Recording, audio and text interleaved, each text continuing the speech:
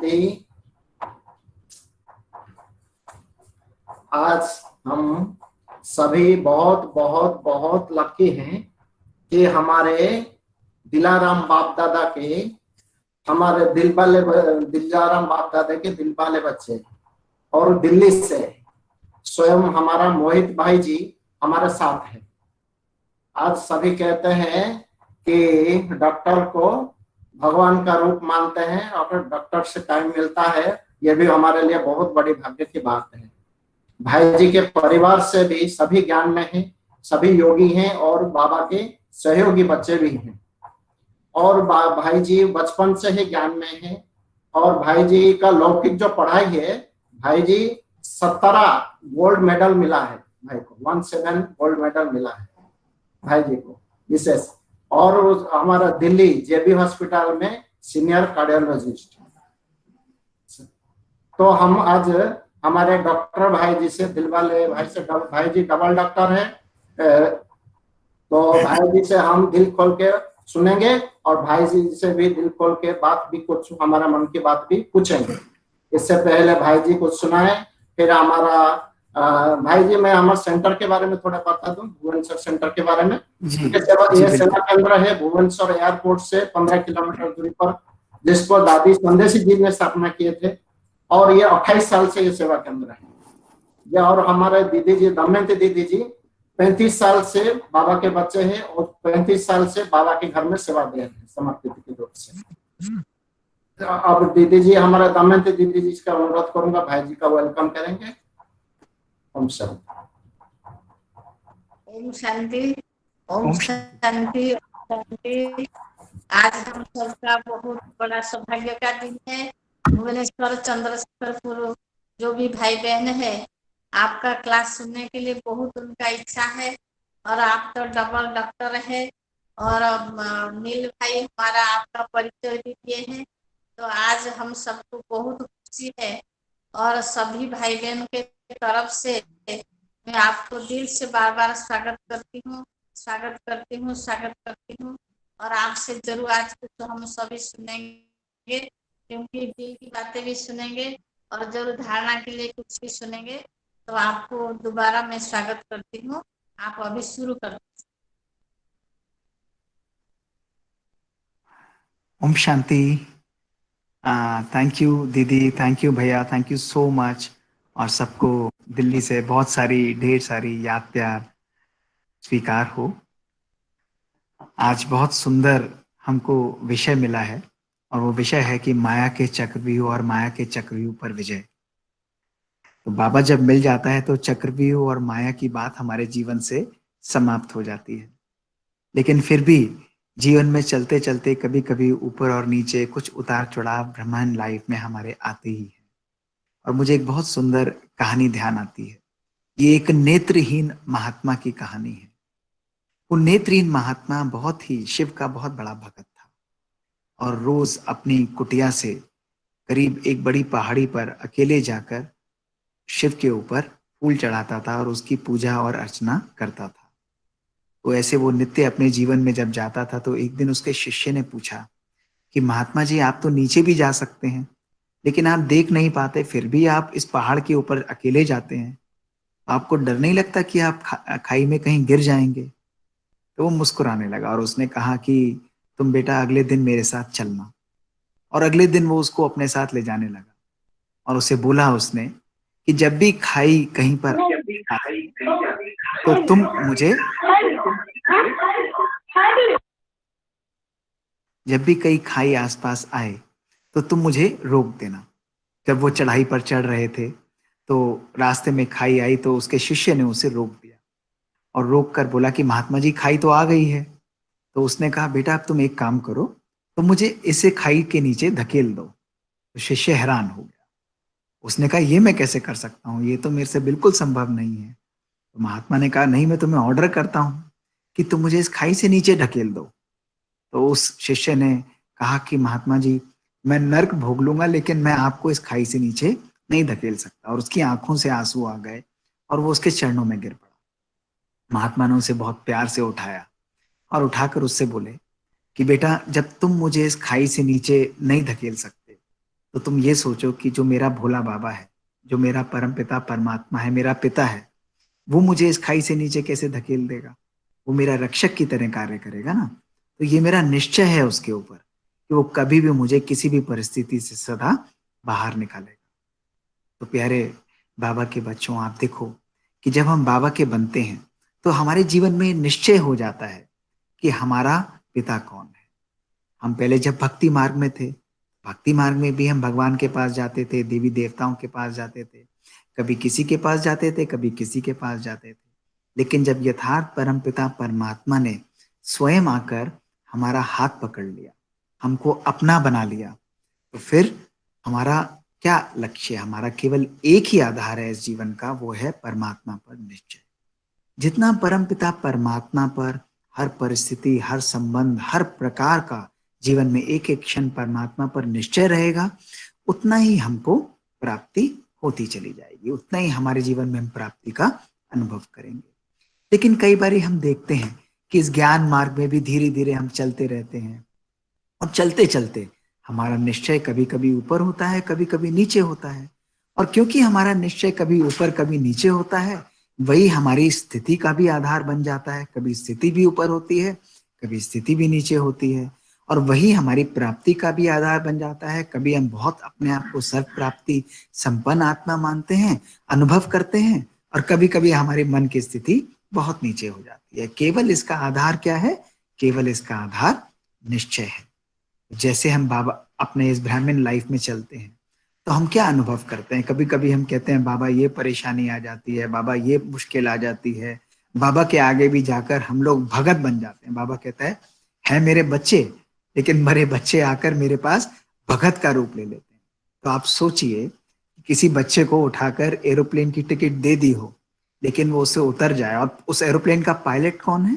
उस एरोप्लेन का पायलट स्वयं परमपिता परमात्मा है। और हमें निश्चय है कि वो परमपिता परमात्मा हमको यथार्थ रूप से बिल्कुल ठीक जगह ले जाएगा। लेकिन फिर भी अपने निश्चय को ऊपर हटाकर हम लोग कहें पता नहीं वो ठीक लेकर जाएगा या नहीं, पता नहीं एरोप्लेन उड़ेगा भी या नहीं उड़ेगा, और फिर हम नीचे उतर जाएं और उतरकर हम लोग उसी जर्नी को बस से करने की कोशिश करें, पूरी करने की कोशिश करें। तो आप बताइए कि इसमें आनंद आएगा? एरोप्लेन का मजा भी गया, हमारा पायलट जो परमपिता परमात्मा है उसके साथ का अनुभव भी समाप्त हो गया, और फिर हम लोग बस की यात्रा करेंगे जहाँ धक्के भी होंगे, मिट्टी भी होगी, धूल भी होंगे, झटका भी होगा, उसका पायलट भी पता नहीं कैसा होगा, समय भी ज्यादा लगेगा, और जिस लक्ष्य पर हम जाना चाहते हैं पता नहीं हम उस पर समय पर पहुंच भी पाएंगे या नहीं पहुंच पाएंगे, और जब पहुंचेंगे तो किस हालत में हम लोग पहुंचेंगे? क्या आधार रहा? पूरा पूरा आधार हमारे जीवन में रहा निश्चय का। हम परमात्मा को अपने जीवन में कितना आने देते हैं। आज से 35 वर्ष पहले जब हम भी सपरिवार अपने माता पिता अपनी बहन के साथ इस ज्ञान में आए, 1985 में जब हम मधुबन गए थे, तो हमें परिवर्तन में हमें 1 दिन 2 दिन 4 दिन नहीं लगे, लेकिन हमारे परिवार के अंदर परिवर्तन जो है वो 1 सेकंड के अंदर आया।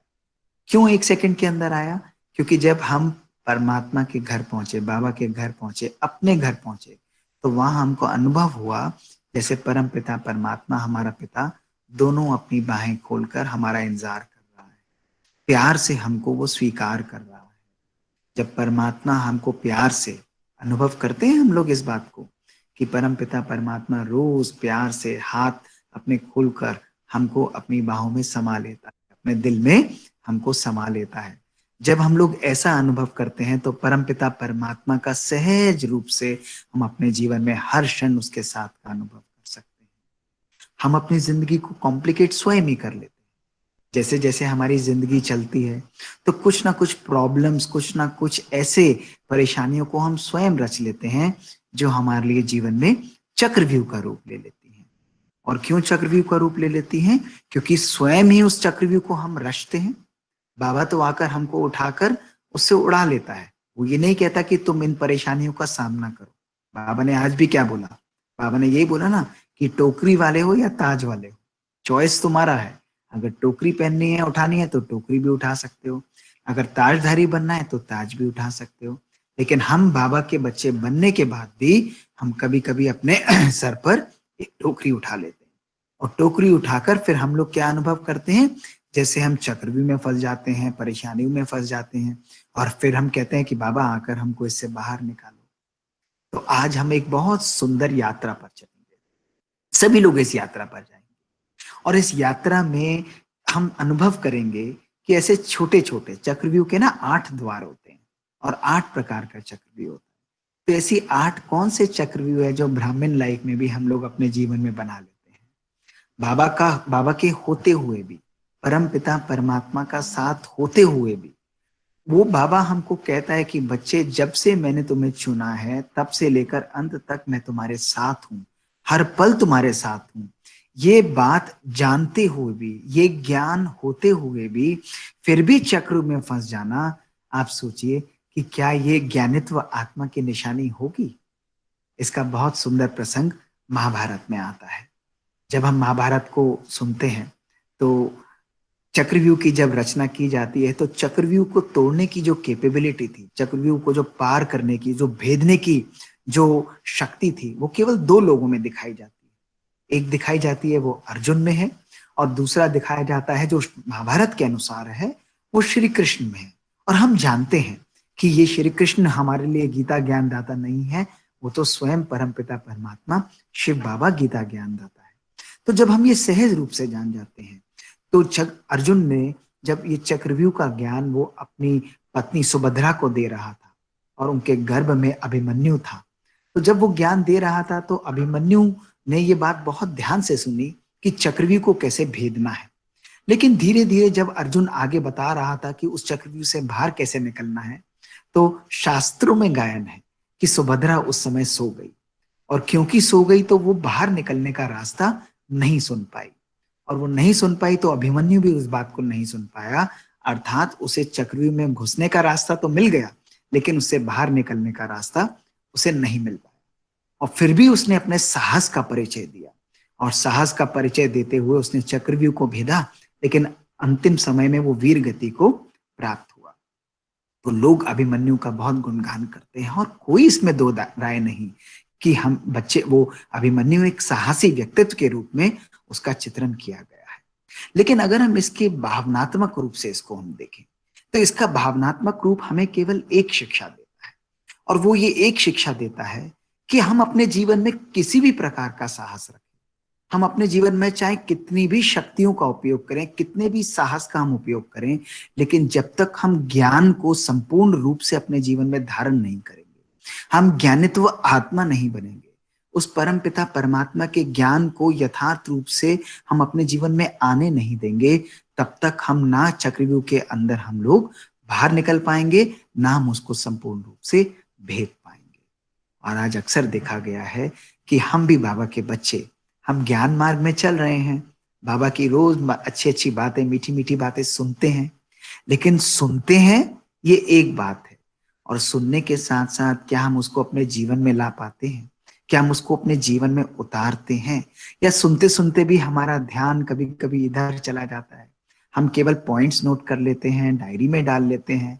हम केवल बाबा के वैसे बच्चे हैं जो कहेंगे बाबा हम लोग तो केवल नामधारी ब्राह्मण हैं, लेकिन बाबा कहता है बच्चे मुझे ऐसे ब्राह्मण बच्चे चाहिए, जो ऐसे पात्र चाहिए जो मेरे बच्चे ज्ञान सुने और सुनकर सीधे उसको अपने जीवन में उतार ले। जैसे मम्मा थी ना, तो मम्मा क्या करती थी कि बाबा के ज्ञान का एक एक रत्न उसको अपने जीवन में इमीडिएटली उतार लेती थी, जी बाबा, और ऐसे करके उसको अपने जीवन में आने देती थी। और बाबा कहते थे ऐसे बच्चों को बाबा स्वयं अपने हाथों के द्वारा अपने सामने बगिया के रूप में सजा कर रखता है। तो आज ये बहुत आवश्यक है कि हम सब अपने आप से पूछें कि क्या हम उस चक्रव्यूह के अंदर घुस तो हम गए हैं, लेकिन क्या हम उससे बाहर निकलने वाले अभिमन्यु हैं, जो हम यथार्थ रूप से, बाबा हमको रोज ज्ञान देता है। आज भी देखो बाबा की मुरली को अगर हम डीप रूप से अध्ययन करेंगे तो बाबा ने बेफिक्र बादशाह भी हमको बनाया, और बाबा ने आज्ञाकारी बच्चों की 10 निशानियां भी हमको सहज रूप से बता दी। तो बाबा तो हमको ज्ञान की वर्षा दिए जा रहा है, और केवल इस ज्ञान की वर्षा को अपने जीवन में उतार कर अगर हम लोग अपने जीवन में आगे बढ़ते हैं तो हम सहज रूप से चक्रव्यूह को भेदने वाला, चक्रव्यूह से बाहर निकलने वाले अर्जुन बन सकते हैं। ये अर्जुन केवल शास्त्रों वाले अर्जुन नहीं है, ये अर्जुन है हम बाबा के बच्चे। बाबा का एक एक बच्चा, जो 9 लाख वाले बच्चे हैं जिनको बाबा कहते हैं सत्युग के अंत तक, त्रेता के अंत तक आने वाले जो बाबा के बच्चे हैं, हम एक एक बच्चे बाबा का ज्ञान अर्जित करने वाले अर्जुन बच्चे हैं। अर्जुन वो व्यक्तित्व जिसके अंदर किसी भी प्रकार के चक्रव्यूह को भेदने की, उसको पार करने की शक्ति होती है। तो ऐसा आप लोग अनुभव करते हैं कि हम बाबा के इतने शक्तिशाली और पावरफुल बच्चे हैं, या केवल ज्ञान सुनने वाले बच्चे हैं? नहीं ना, हम बाबा के बहुत प्यारे ज्ञान को अर्जित करने वाले अर्जुन बच्चे हैं। पर फिर हम कभी कभी पूछें अपने आप से कि बाबा तो है, बाबा की ज्ञान को भी हम समझते हैं, हम अपने आप को अर्जुन भी अनुभव करते हैं, लेकिन फिर भी चक्रव्यूह में फंसने का कारण क्या है? चक्रव्यूह में फंसने का सहज और सिंपल कारण जो आज देखे गए हैं, वो केवल 5 कारण है। सबसे पहला कारण जो मैंने आपको शुरू में सुनाया, वो है हमारे इस बाबा में और बाबा के दिए गए ज्ञान में संपूर्ण निश्चय की कमी। जब भी हमारे निश्चय में परसेंटेज होगा, क्यों और क्या आएगा, तो यथार्थ रूप से हम लोग निश्चय ना होने के कारण माया हमको अपनी तरफ खींच लेगी। वो निश्चय बुद्धि ना होने के कारण माया के जो जाल है, माया के जो चक्रव्यूह हैं, उनको हम अपने जीवन में पहचान नहीं पाएंगे। तो रोज सवेरे उठकर ऐसा नहीं पूछना अपने आप से कि मैं निश्चय बुद्धि बाबा का बच्चा हूं या नहीं। नहीं, निश्चय बुद्धि मैं हूं, बाबा ने, परमात्मा ने मुझे चुना है। मैं परमपिता परमात्मा की वो स्पेशल संतान हूं। करोड़ों अरबों लोगों में परमपिता परमात्मा ने आकर हम बच्चों को चुना है, हम बच्चों को अपना बनाया है। ये निश्चय होना ही हमारे जीवन में कितना नशा ले आता है। और जब परमपिता परमात्मा स्वयं हमारा रक्षक बनकर, हमारा साथी बनकर, हमारा पिता बनकर, हमारा गुरु बनकर, सर्व संबंध हमारे उसके साथ है, वो बनकर हमारे साथ चल रहा है, तो निश्चय में कमी होने का क्या कारण है? हो ही नहीं सकता है। दूसरा कारण जो चक्रव्यूह में फंसने का देखा गया है, वो है कभी कभी इधर उधर के आकर्षण। हम जाते हैं, आप देखो, जैसे आप घोड़े को देखते हैं ना, तो टांगे में जो रेस का घोड़ा होता है या टांगे में जो घोड़ा होता है, उसको हम कभी भी देखें तो उस घोड़े की क्या ब्यूटी होती है? उस घोड़े की आंखों पे आप देखेंगे तो ऐसे करके देखो, आप ऐसे बांधा जाता है, उसकी आंखों पर एक कवर बांधा जाता है। और क्यों बांधा जाता है? ताकि वो जिस रास्ते पर चल रहा हो उस पर सहज रूप से सीधे चलता जाए, यानी वो सामने अपने टारगेट पर देखता है, वो इधर उधर नहीं देखता है। और जब भी उसको हटाया जाता है, वो इधर उधर साइड सीन्स देखता है, यानी साइड सीन्स आकर्षण देखता है, तो उसका निश्चय हिल जाता है और वो फंस जाता है, उसकी स्पीड स्लो हो जाती है। तो हम भी हम बाबा के बच्चे अपने आप से पूछें कि कहीं इस जीवन के आकर्षण, छोटी छोटी इधर उधर की बातें हमको आकर्षित तो नहीं करती? और अगर हमको आकर्षित करेंगी इस संगम युग पर और उस संगम के भी अंतिम समय पर, अगर ये छोटी छोटी बातें हमको आकर्षित करेंगी, तो क्या होगा? हम लोग अपनी गति को स्लो कर देंगे, हम साइड सीन्स को देखकर रुक जाएंगे, और साइड सीन्स को देखकर रुककर हम अपने आप को उस चक्रव्यूह के अंदर फंसा देंगे। तीसरा कारण जो चक्रव्यूह में फंसने का देखा गया है, वो है परखने की शक्ति का कम होना। जब भी हम देखते हैं कि अगर हमारे जीवन में परमात्मा पर निश्चय नहीं है, हम इधर उधर की चीजों से आकर्षित होते हैं, तो निश्चय ना होने के कारण, इधर उधर छोटी छोटी बातों और परिस्थितियों से आकर्षित होने के कारण हमारी परखने की शक्ति जो है वो कम हो जाती है, हमारी निर्णय करने की शक्ति जो है वो कम हो जाती है। तो चक्रव्यूह में फंसने का एक मेजर कारण जो है वो है परखने और निर्णय करने की शक्ति का कम होना। इसका बहुत सुंदर प्रसंग जो पौराणिक रूप से शास्त्रों में दिखाते हैं ना, सीता का।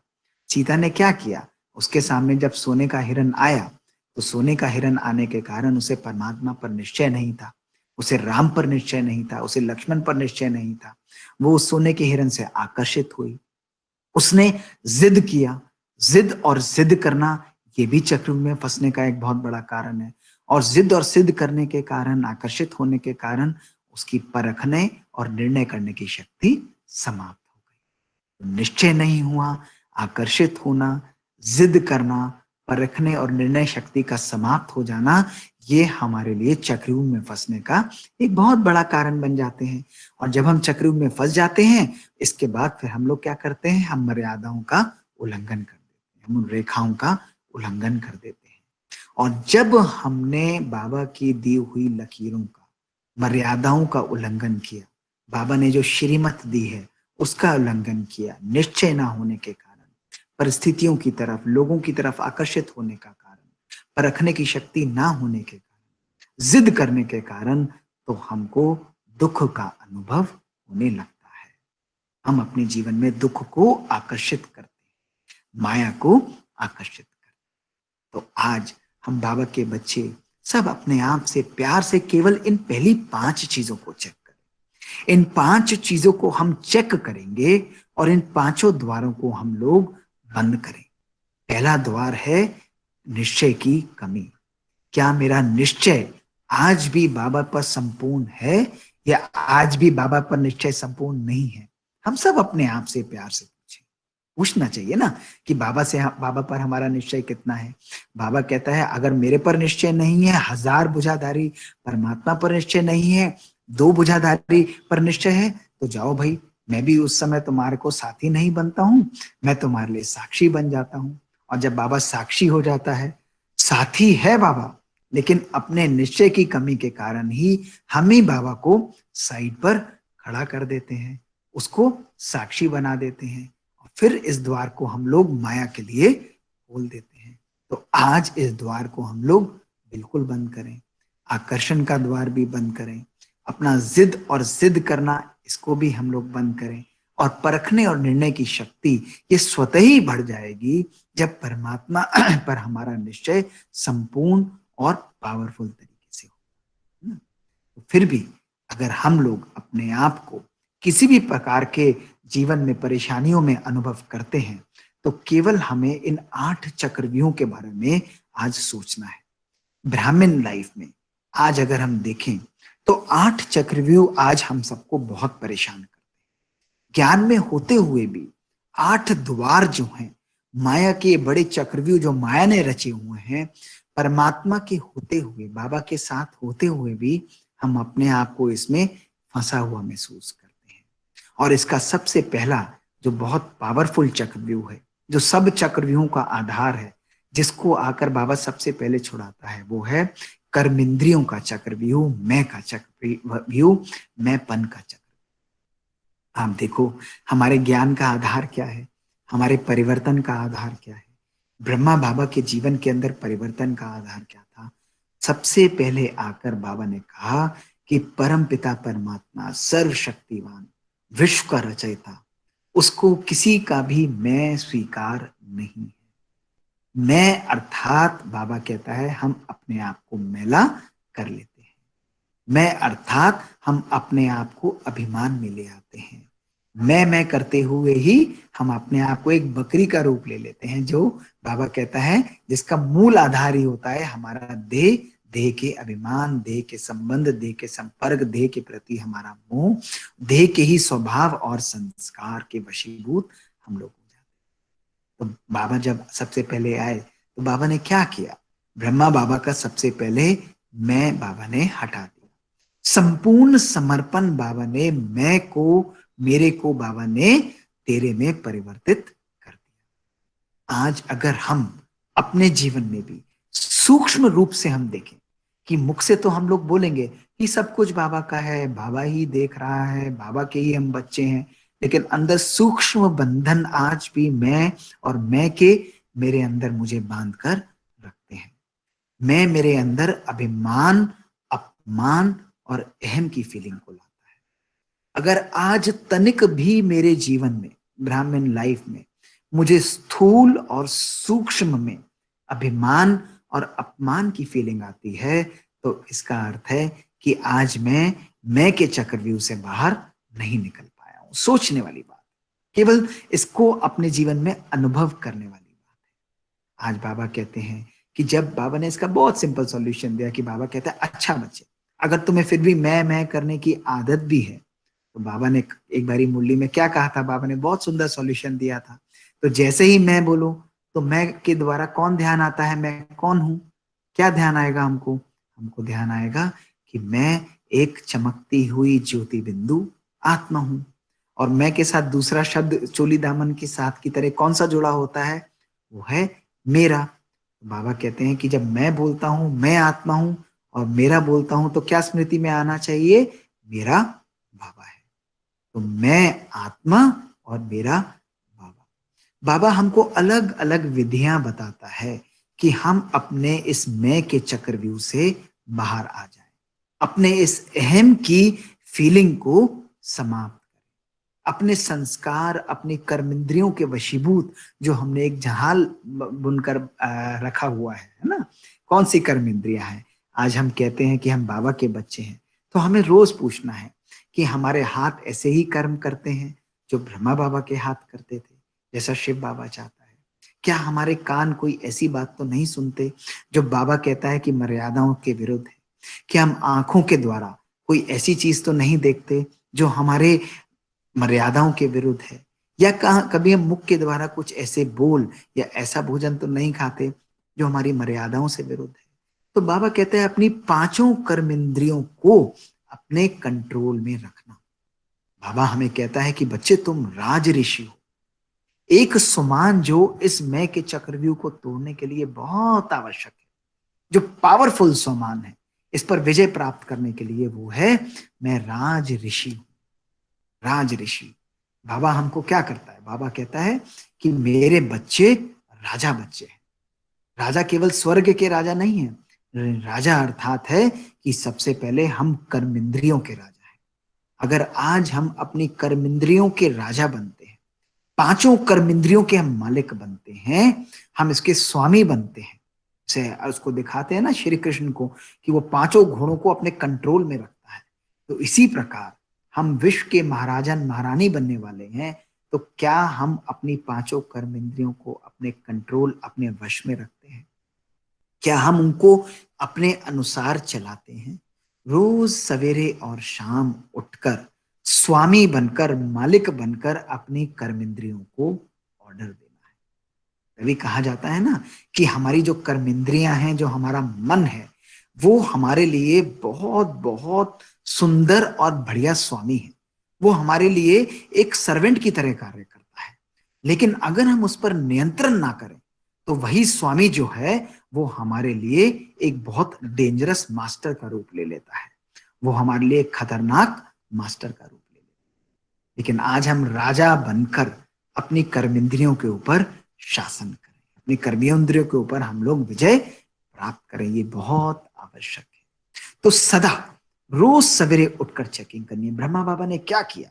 वो अपना एक दरबार बिठाते थे। आपने सुना होगा, दीदी ने आपको सुनाया होगा कि रोज बाबा अपनी कर्मेंद्रियों का, पांचों कर्मेंद्रियों का दरबार बिठाते थे और उसे कहते थे, हे मेरे मन मंत्री, तुम पांचों कर्मेंद्रियों को देखो कि क्या तुम मेरे अनुसार चलती हो। मैं मालिक हूं, तुम्हें मेरे अनुसार कार्य करना है। हे मेरी आंखें, कहीं तुम इधर उधर तो विचलित नहीं होती। कितनी सिंपल सिंपल प्रैक्टिसेस हैं जिसके द्वारा हम सहज रूप से इस मैं के चक्रव्यूह से बाहर निकल सकते हैं, बहुत सहज रूप से बाहर निकल सकते हैं। तो सदा अपने जीवन में इसका अनुभव करना है, रोज प्रैक्टिस करनी है। सवेरे और शाम उठकर इस चीज को यूज करें। आपने बड़ी दादी को देखा होगा, प्रकाश मणि दादी, कितना हम दादी के क्लोज रहे और हमने हमेशा दादी से जब भी बात की, लाखों हजारों बारी हमने दादी को सुना, उनके साथ बैठे, उनसे बातें करी, लेकिन कभी भी दादी ने ये नहीं कहा कि मैं कहती हूँ। कभी दादी ने इस मैं शब्द का उपयोग ही नहीं किया। आप दादी की जितनी भी क्लासेस सुनेंगे, आज भी क्लासेस पोस्ट होती हैं, तो दादी हमेशा यही कहती थी, दादी कहती है, बाबा ने दादी को कहा। दादी कभी भी ये नहीं कहती थी बाबा ने मुझे कहा। तो इस मैं को भी मार देना ही इस चक्रव्यूह से बाहर निकलना। तो ये मैं के चक्रव्यूह का एक पहला चरण है, जहां हम अपने कर्म इंद्रियों के ऊपर विजय प्राप्त करते हैं। और दूसरा, ब्राह्मण लाइफ में कभी कभी हम देखते हैं कि हम अनेक प्रकार की सेवाएं करते हैं, हम कुछ ना कुछ बाबा के घर में समय अनुसार हम कुछ करते हैं, और उस समय भी हम लोग क्या कहते हैं कि अरे ये तो मैंने कर दिया, ये मैंने कर दिया, ये मेरे द्वारा हुआ है, मैं इसके निमित्त बना हूं। बाबा कहता है कि बच्चे, मैं तुझे बार बार याद दिलाता हूं कि तू इस दुनिया में कुछ भी नहीं कर सकता। ये तो तेरा भाग्य है कि स्वयं सर्वशक्तिमान ने तुझे निमित्त बनाकर अपना कार्य करा लिया।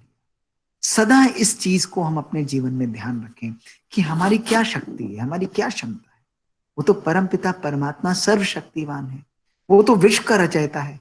उसके लिए क्या कमी है? उसे तो एक केवल छड़ी हिलानी है, और छड़ी हिलाकर अगर हम नहीं करेंगे अपने आप को आगे, तो उसने तो अपना कार्य किसी से कराना ही है। तो बाबा कहता है कि कभी भी अपने जीवन में कर्तापन का भान नहीं लाना है। ये मैं का दूसरा चक्र। हम हमेशा ये कहते हैं कि मैंने कर लिया, मेरे द्वारा ये हुआ, मैं इसके निमित्त बना। बाबा कहता है तू नहीं बना, तेरी ब्यूटी है मेरी वजह से। तू ये कार्य करने वाला नहीं है, लेकिन बाबा तेरे द्वारा करा रहा है। तो करन करावन हार, निमित्त भाव सदा अपने जीवन में हमको रखना है। कोई भी सेवा हम करें, किसी भी प्रकार की सेवा हम करें, तो बाबा कहता है कि बाबा आपके लिए बंधा हुआ है, बाबा आपके लिए बैठा हुआ है। कितने कितने एग्जाम्पल्स हैं। अभी मैं कुछ दिनों पहले ही सुन रहा था, जब अव्यक्त बाबा एक बारी आए हुए थे। बहुत सुंदर कहानी है इसको, ये बड़ी प्रेरणादायी प्रसंग है जीवन में, आप अनुभव करेंगे।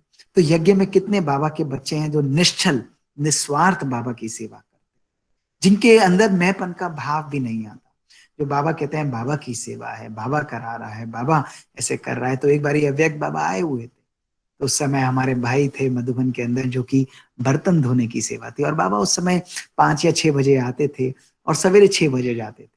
तो वो भाई बहुत निष्ठा से सेवा बाबा की करते थे, और बाबा से उस समय मिलते भी नहीं थे। लेकिन उस दिन जब वो बाबा की सेवा कर रहे थे, तो उनके मन में यही संकल्प आ रहा था कि पता नहीं बाबा का ध्यान हमारी तरफ जाता भी होगा या नहीं होगा।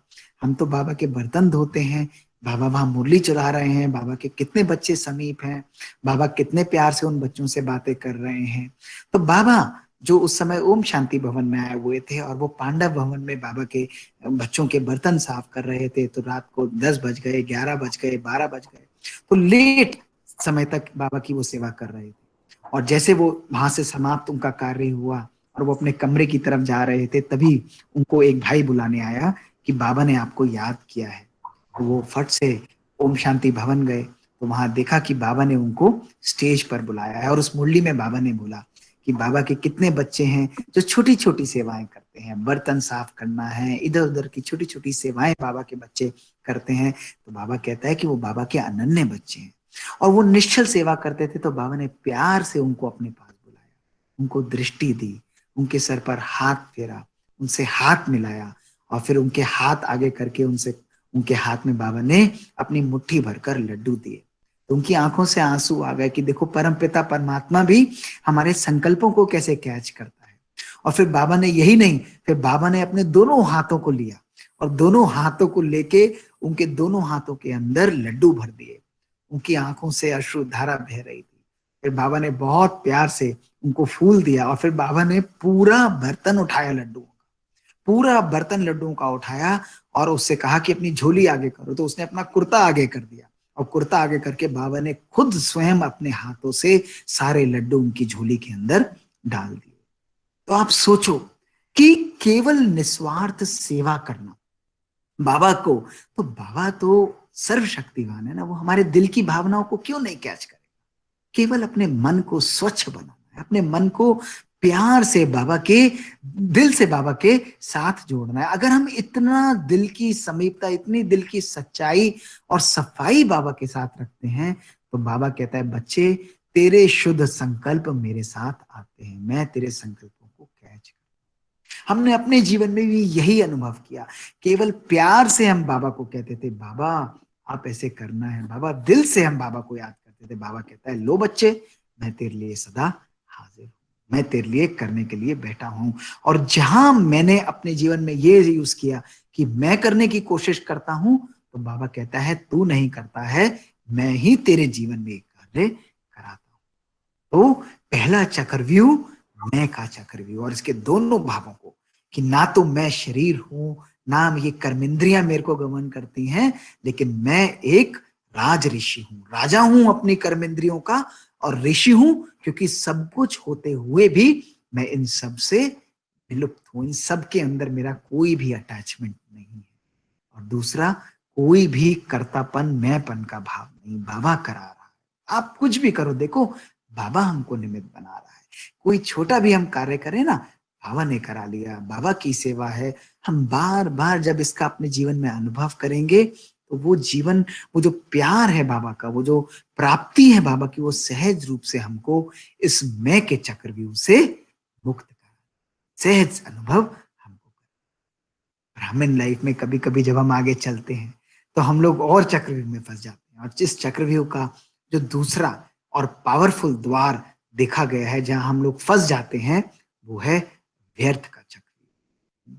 मैं के चक्रव्यूह को भी हम लोग डील करते हैं, लेकिन इस मैं के चक्रव्यूह में भी एक बहुत पावरफुल चक्रव्यूह जो देखा गया है कि ब्राह्मण लाइफ में ब्राह्मणों को, जो ज्ञानी आत्माएं हैं, जो ज्ञानित्व आत्माएं हैं, जो बाबा के ज्ञान को नित्य सुनते भी हैं, लेकिन कुछ कुछ बातें जो हैं उसमें उलझने के कारण वो व्यर्थ का रूप ले लेती हैं, और वो व्यर्थ के चक्रव्यूह में बहुत बहुत सारी ब्राह्मण आत्माएं आज अपने आप को फंसा हुआ पाती हैं।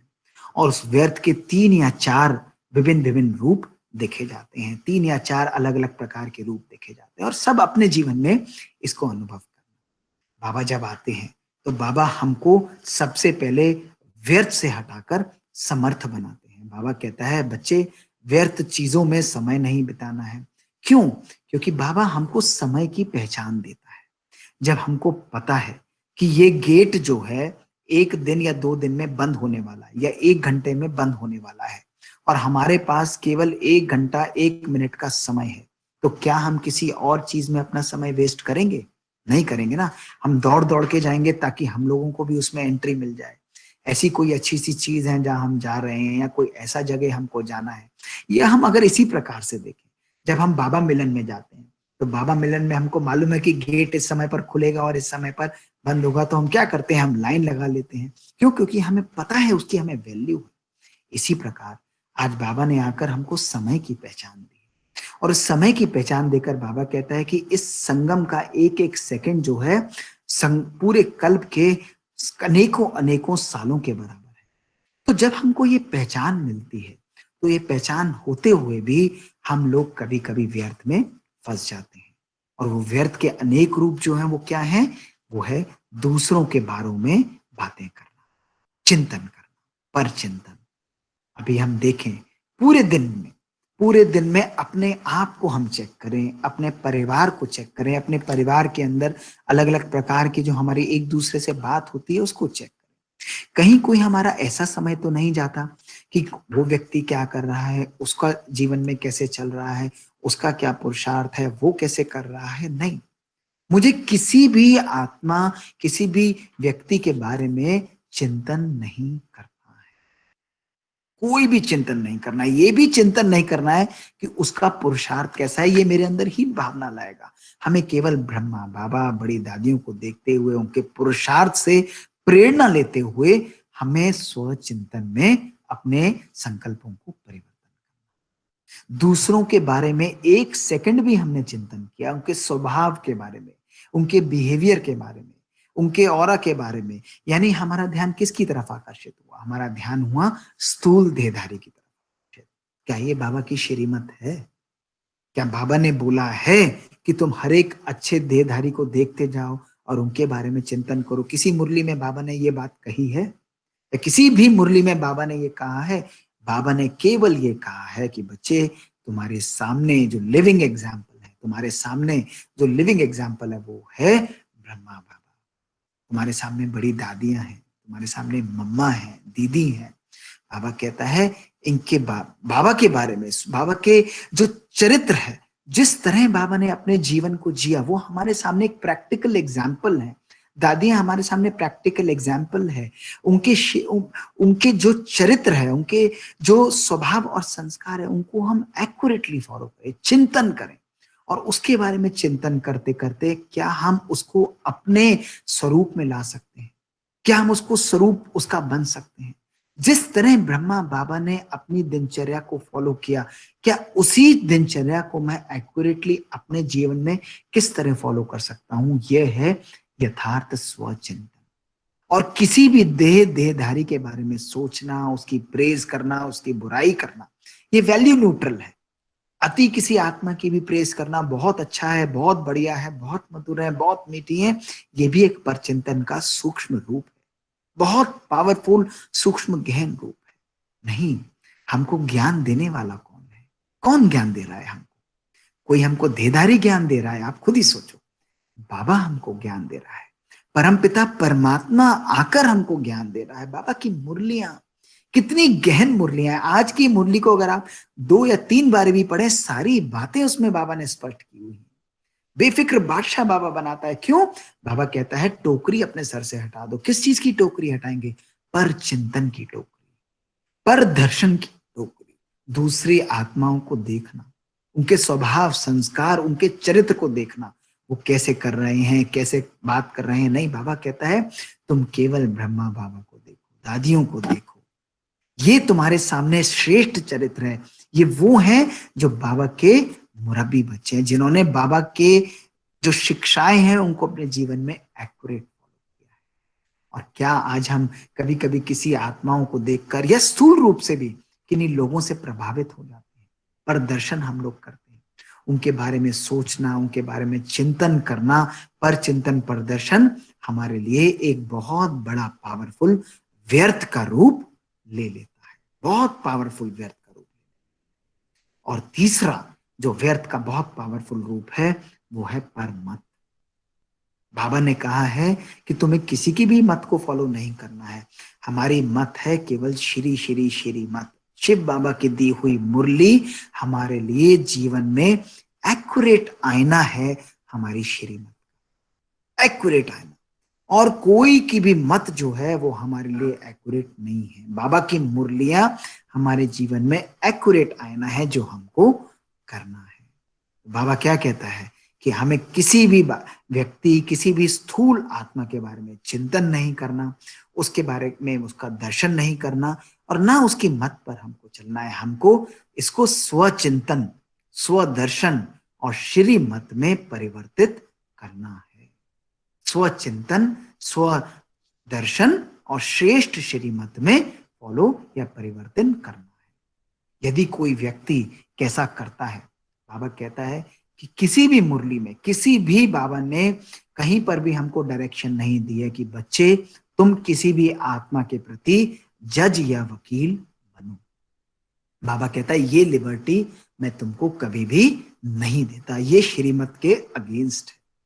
जहां हम किसी भी आत्मा के बारे में चिंतन करते हैं, उसकी इंफॉर्मेशन इधर या उधर करते हैं, जिसको हम लोग कहते हैं गॉसिप, यानी एक दूसरे से गप लगाना, ये हमारी स्थिति को कम करती है। और जैसे ही हमने दूसरी आत्मा के बारे में चिंतन किया, उसके बारे में बात की, तो हमारा एक और कर्म भोग बन जाता है। ये बहुत सूक्ष्म बातें हैं बाबा, बहुत श्रेष्ठ बाबा ने क्लियर मुरलियों में डायरेक्शन दी हुई है कि बच्चे जैसे ही तुमने किसी आत्मा के बारे में चिंतन किया, उसके बारे में बात करी, तो तुम्हारा कर्म भोग बन जाएगा।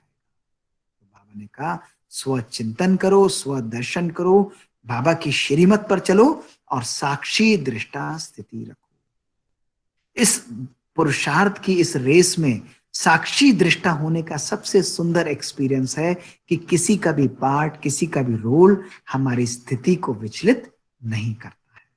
बहुत सिंपल, आप कर रहे हैं, आप अगर ऐसे कर रहे हैं तो ये आपका पार्ट है, आप एक्यूरेट बजाइए, लेकिन मुझे किसी के भी पार्ट में इंटरफियर नहीं करना। जहां मैंने इंटरफियर किया वो एक व्यर्थ का रूप लेगा, और व्यर्थ का रूप लेते ही मेरे जीवन में मैं उस चक्रव्यूह में अपने आप को फंसता जाऊंगा।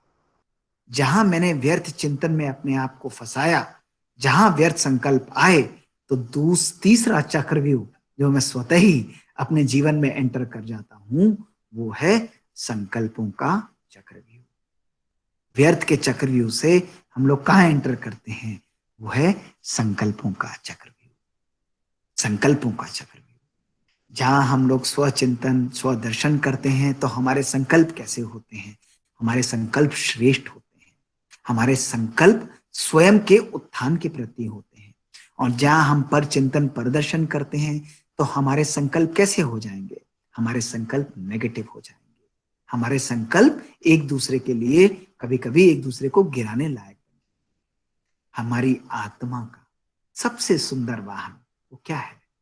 हमारी आत्मा का सबसे सुंदर वाहन हमारा मन है। और हमारे मन की सबसे सुंदर शक्ति क्या है? वो है विचारों की शक्ति। एक के बाद एक विचार उत्पन्न करता है। और बाबा क्या करता है? बाबा सबसे पहले आकर हमको आत्मा की पहचान देता है, और आत्मा की पहचान देकर हमारे मन को हमारा मित्र बना देता है। जब हम स्वयं राज ऋषि बन जाते हैं तो हमारा मन हमारे अनुसार सोचता है। लेकिन ब्राह्मण लाइफ में कई बार देखा जाता है कि हम लोग भी नेगेटिव संकल्प, नेगेटिव बातें, हमारा पास्ट और हमारी ओवर थिंकिंग, बहुत सोचना भी हमारी परेशानियों का एक बहुत बड़ा कारण बन जाता है। अक्सर ब्राह्मण लाइफ में देखा गया है, और जिसको दादी जान की बहुत प्यार से कहती थी कि डोंट थिंक प्लीज, हमेशा कहती थी दादी जान की, हमेशा, भाई ये हर चीज के बारे में सोचना ये तुम्हारा कार्य नहीं है। और बाबा ने क्या बोला? बाबा ने भी आज ये बोला कि संकल्पों की टोकरी जो है वो तुम मेरे को दे दो, और तुम श्रेष्ठ संकल्पों का ताज, पवित्रता का ताज पहनकर निश्चिंत हो जाओ।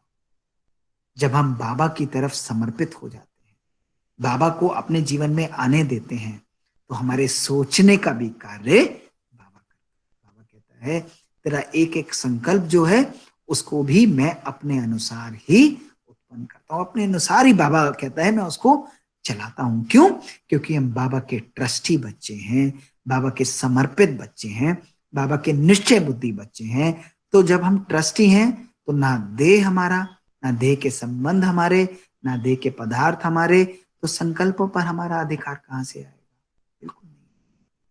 तो संकल्पों के चक्रव्यूह से बाहर निकलने का बहुत ही सुंदर साधन है, वो है एकांतवासी बनना। बहुत सुंदर अंतर्मुक्ता की गुफा में करीब 5-5 मिनट हर 2-2, 3-3 घंटे में आप शांति से चले जाओ, कहीं पर भी बैठे। मैं भी कल बैठा हुआ था तो 5 मिनट कार्य करते करते मैंने सोचा चलो 5 मिनट अंतर्मुक्ता की गुफा में जाए, बहुत अंदर अपने मन के डीप एक्सपीरियंस साइलेंस में चले जाए, बाबा से प्यार से बात करें। अभी भी आप अनुभव करें जैसे बाबा कितनी श्रेष्ठ और शक्तिशाली मैं आत्मा हूं, मेरे एक एक संकल्प को आप प्रेम, शक्ति, प्यूरिटी से परिपूर्ण कर रहे हैं। मेरा एक एक संकल्प मुझे स्वयं को शक्तिशाली अनुभव करा रहा है, और ये शक्ति विश्व की समस्त आत्माओं को मैं आत्मा दे रही हूं।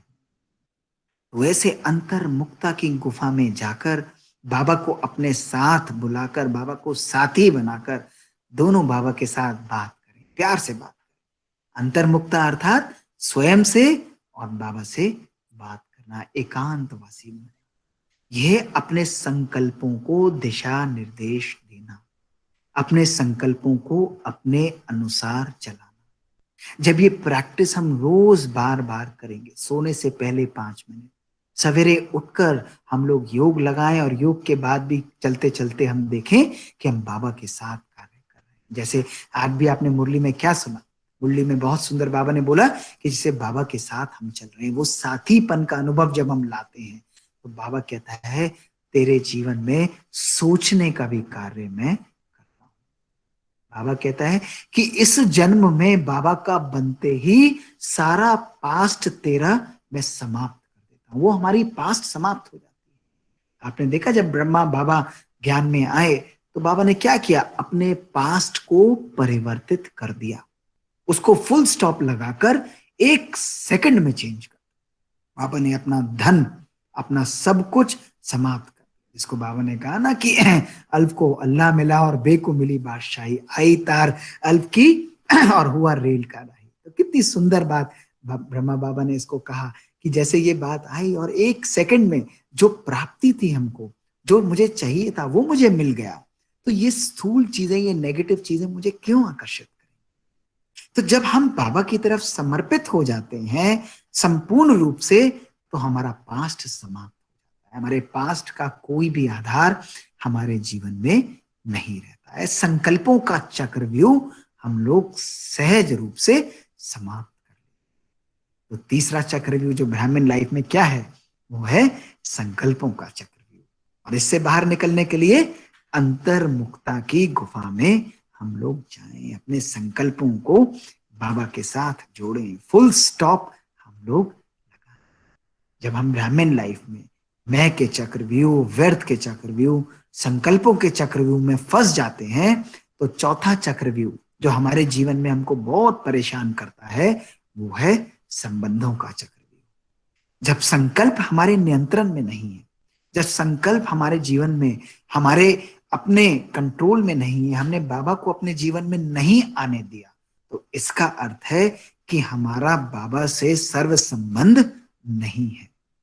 और जब हमारा बाबा से सर्व संबंध नहीं है, तो इसका अर्थ है हमारा संबंध किसी देहधारी से जरूर है। और बाबा कहता है कि बाबा का बनने के बाद भी ये जो संबंधों का चक्रव्यूह है, ये सोने की जंजीरों की तरह है, सोने की जंजीरों की तरह। मुख से तो हम लोग बोलते रहेंगे, मुख से तो हम लोग बोलते रहेंगे कि बाबा है, बाबा हमारा है ही है, हमारे सर्व संबंध बाबा से हैं। लेकिन आज भी हम लोग अपने आप से पूछें, सभी अपने आप से पूछो, दिल से आप अपने आप से पूछो कि कहीं कहीं मेरे जीवन में, कहीं कहीं मेरे छोटे छोटे जीवन में किसी आत्मा के प्रति लगाव तो नहीं है। कभी हम बोलेंगे कि अरे ब्राह्मण लाइफ में भी आके ये तो मेरे बहुत अच्छे साथी हैं, ये मेरे बेस्ट फ्रेंड हैं, इनके द्वारा ही मैं कार्य करती हूँ, ये मेरे को बहुत मदद करते हैं, ये बहुत अच्छे हैं, जब ये होंगे मेरे साथ तो इनके द्वारा मेरा कार्य चलेगा। नहीं, ये है सूक्ष्म संबंध ब्राह्मण लाइफ में भी जोड़ना। आपने देखा ब्रह्मा बाबा ने सबको बहुत प्यार से, बड़ी दादी को देखिए, जानकी दादी को देखिए, ब्रह्मा बाबा को देखे, मम्मा को देखे, किसी भी बड़े श्रेष्ठ आत्मा को देखे, उन्होंने सबको बहुत बहुत प्यार की अनुभूति कराई। कितना प्यार सब आत्माओं को दिया। ब्रह्मा बाबा प्यार से बोलता था, जब बाबा के पास पार्टी आती थी तो बाबा खड़े होकर बोलता था, उनका स्वागत करता था कि अरे मेरे बच्चे आ गए, परमात्मा के लाल आ गए, उनका कितना प्यार से स्वागत करता था। और जब बाबा के बच्चे पार्टी मिलकर जब वापस जा रहे होते तो ब्रह्मा बाबा गीत कौन सा चलाता था कि परमात्मा के घर के श्रृंगार जा रहे हैं, तो उनको भी लगता था पता नहीं क्या हो रहा है, जा रहे हैं। तो बाबा कितने प्यार से, इतनी श्रेष्ठता से उनको प्यार देता था। लेकिन बाबा ने कभी भी किसी आत्मा से, किसी उससे अपना डायरेक्ट संबंध नहीं रखा। तो बाबा ने प्यार भी दिया लेकिन लगाव में परिवर्तित नहीं होने दिया। तो हम भी अपने आप से पूछें कि हम इस ज्ञान मार्ग में हैं, बहुत अच्छी बात है, हम बाबा के बच्चे हैं, एक्यूरेट हैं, लेकिन बाबा के बच्चे होते हुए भी क्या हम संबंधों के चक्रव्यूह में तो नहीं फंसे हुए? ये मेरे बहुत अच्छे हैं, मेरे क्लोज हैं, मेरे राइट हैंड है, मेरे हर सेवा के साथी हैं, मेरे योग के साथी हैं, मेरे मुरली के साथी हैं, मेरे इस चीज के साथी हैं। साथी केवल बाबा है, ये रेस केवल मेरी अपनी है। अगर मैं ये सोचूंगा कि वो साथी मेरे साथ चलेगा और स्वर्ग में मेरे साथ आएगा, तो ये मेरा केवल एक भ्रम है। जानकी दादी क्या कहती थी? जानकी दादी की हमेशा यही इच्छा थी कि मेरे ऊपर 1 रुपया भी खर्च ना हो। और अंत में देखो तपस्या, मैं दादी से केवल 2 दिन पहले ही अहमदाबाद में मिलकर आया था, और ये भी वरदान था, भाग्य था ड्रामानुसार कि दादी जानकी के पास जाकर उनके साथ बैठकर, आईसीयू में बैठकर उनसे देखकर बात करने का, दृष्टि लेने का सौभाग्य प्राप्त हुआ। और उसके 3 दिन बाद ही दादी ने अपना शरीर छोड़ दिया। और दादी ने देखे किसी को भी ऐसी परिस्थितियां क्रिएट हुई कि 4 लोग भी उनके अंतिम संस्कार में नहीं आ पाए, डिटैच होकर फरिश्ता बनकर। ये संबंध इस प्रकार का, तो कभी भी किसी चक्रव्यूह के रूप में हम देखें कि किसी आत्मा से हमारा लगाव होगा, तो लगाव के साथ झुकाव होगा, झुकाव के साथ वो आत्मा हमारे ऊपर प्रभाव डालेगी, और जब वो प्रभाव डालेगी तो वो कभी ना कभी हमारे ऊपर दबाव भी डालेगी। लगाव, झुकाव, प्रभाव और दबाव, ये चोली दामन की तरह हमारी ब्राह्मण लाइफ में हमारे साथ चलते हैं, या हमारे जीवन में हमको बहुत परेशान करते हैं। ये संबंधों का चक्रव्यूह है। जब हम मैं के चक्रव्यूह से मुक्त नहीं होते, व्यर्थ और संकल्पों के चक्रव्यूह से मुक्त नहीं होते, तो संबंधों का चक्रव्यूह भी हमको अपने आप में फंसा लेता है। इसका सहज रूप है कि रोज सवेरे उठकर कि मेरा बाबा, बाबा ये नहीं कहता कि डिटैच हो जाओ, बाबा ये नहीं कहता कि किसी आत्मा से प्यार से बात नहीं करो, कि 100 लोग आए हुए हैं, सब साथ में बैठे हैं, तो हम तो ये कहें कि नहीं जी हम तो अंतर्मुखी हैं, हम किसी से बात नहीं करेंगे। नहीं, बाबा कहता है सबसे मिक्स होते हुए, सबका अपना आपको अपनापन अनुभव कराते हुए भी हम फिर भी उन आत्माओं से डिटैच। सही होता है ना, प्यार से उनको अपना बनाए, स्वीकारें उनको अपना, इतना प्यार दें जिसमें हमारा आत्मिक प्यार हो, परमात्मा के प्यार की अनुभूति उनको हो, लेकिन उनका संबंध किससे जोड़े? उनका संबंध जोड़े बाबा से। एक बहुत सुंदर बात मैं सुन भी रहा था कि एक माता थी, वो माता ब्रह्मा बाबा के लिए बहुत ही सुंदर स्वेटर बनाकर लाई, बहुत सुंदर, दिल से लेकर आई, और ब्रह्मा बाबा के पास लेकर आई, और ब्रह्मा बाबा को कहा कि बाबा ये स्वेटर आपको ही पहनना है। तो बाबा ने कहा हाँ बच्ची बहुत सुंदर स्वेटर है, कितना सुंदर बच्ची ने बनाया है, वाह। और बाबा ने उस समय पहना और उतार कर बाबा ने उसको रख दिया, और फिर वो बच्ची बहुत खुश हुई। और अगले दिन देखा तो वो घूम रही थी, तो उसने देखा कि वो स्वेटर कोई और पहनकर मधुबन में घुस रहा था। तो वो बाबा के पास गए कि बाबा वो स्वेटर तो मैं आपके लिए लाई थी और आपने ये स्वेटर किसी और को दे दिया। तो बाबा ने बहुत प्यार से उसको बिठाया और बोला कि बच्ची तुम देखो तुम्हारा तो कितना भाग्य बन गया। क्यों? क्योंकि जब भी वो बच्चा स्वेटर पहनेगा तो उसको किसकी याद आएगी? उसको बाबा के घर से मिला है ना, तो उसको ये याद आएगी कि ये तो बाबा के घर का मिला है। तो कौन याद दिलाएगा उसको? उसको स्वेटर बाबा की याद दिलाएगा, और तुम्हारा भी भाग्य बन रहा है। तो इतना बाबा बच्चों को प्यार भी देता था और प्यार देकर उनको डिटैच होना भी सहज रूप से सिखाता था। तो ये छोटी छोटी बातें जो हैं हमको सहज रूप से संबंधों के चक्रव्यूह से मुक्त करती जाती है कि बाबा से हमको अपने मन की तार जोड़नी है। जब हम संबंधों के चक्रव्यूह में भी कभी कभी अपने आप को इस ब्राह्मण लाइफ में फंसा हुआ पाते हैं, तो संबंधों के चक्रव्यूह के बाद कौन सा द्वार खुलता है? जानते हैं कौन सा द्वार खुलता है? अगला अगला चक्रव्यूह जो हमको कभी कभी फंसा लेता है, वो चक्रव्यूह बड़ा सूक्ष्म है, वो है इच्छाओं का चक्रव्यूह। बड़ा मजेदार चक्रव्यूह है इच्छाओं का चक्रव्यूह। सूक्ष्म इच्छाएं, स्थूल इच्छाएं, और उसको हम लोग कहते हैं वैसे तो मेरा ऐसा कोई नहीं है, जरूरत ऐसा नहीं है, लेकिन एक शुभ भावना है, एक शुभ इच्छा है, शुभ इच्छा का नाम भी हम उसको दे देते हैं कि बाबा के घर में ऐसा होना चाहिए। और बाबा कहता है बच्चे तुम्हें केवल संकल्प रखना है। इस समय पर जब हम बाबा के ट्रस्टी बचे हैं, बाबा ने कहा कि जब तुमने अपने आप को मुझे समर्पित कर दिया तो ये बाबा की जिम्मेवारी है कि किस चीज को कैसे कहां पर उपस्थित करना है। हमें केवल अपना संकल्प, श्रेष्ठ संकल्प बाबा को दे देना है। लेकिन फिर भी कभी कभी छोटी छोटी इच्छाएं हैं, इच्छाएं हमको अच्छा नहीं बनने। इच्छाओं का अर्थ है कि प्राप्तियों का जीवन में अभाव है, हम प्राप्ति स्वरूप नहीं है। लेकिन जब हम बाबा के बनते हैं, केवल एक चीज सोचे कि जब परमपिता परमात्मा सर्वशक्तिवान हमको मिल गया, विश्व का रचयिता हमको मिल गया, तो किस चीज की प्राप्ति की हमको जरूरत है? और कोई भी चीज को की हमको इच्छा रह जाती है, कोई भी चीज की। बाबा कहता है तेरे इस जन्म को भी मैं स्वर्ग बना दूंगा, अंत तक। अभी तो आप देखो सबके पास साधन भी है, सबके पास अपनी इच्छाएं पूर्ण करने के लिए सब समान लोगों ने इकट्ठा करके बैठे हुए हैं।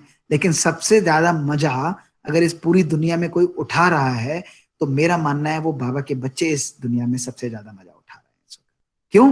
क्योंकि ना केवल वो अपनी उन्नति में भी लगे हुए हैं, लेकिन विश्व की अनेकों अनेक आत्माओं को वो लोग सुख और शांति का दान दे रहे हैं। बताइए, उनका धन तो उनके बैंक के लॉकर्स में बंद रह गया, उनकी गाड़ियां तो अंदर ऐसे ही पार्क पड़ी हुई हैं, इतने कपड़े उनके पास है, उनका पहनने का उनको समय नहीं है, वो बेचारे आपस में इधर उधर लगे रहते हैं, व्यर्थ बातें करते रहते हैं। लेकिन हम बाबा के बच्चे बाबा के चिंतन, बाबा की धारणाएं, बाबा की शिक्षाओं के बारे में सोचते हैं।